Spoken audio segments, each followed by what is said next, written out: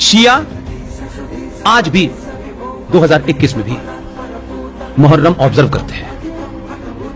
किसी ने पूछा ये शिया मुहर्रम में क्या करते हैं, ये मातम क्यों करते हैं, ये सीनों पे छुरी मार मार के खून क्यों निकालते हैं, ये या हुसैन क्यों कहते हैं, या यजीद किसे कहते हैं, किनको गाली देते हैं, किन के बारे में बुरा भला कहते हैं, ये हमने जानने की कोशिश नहीं की।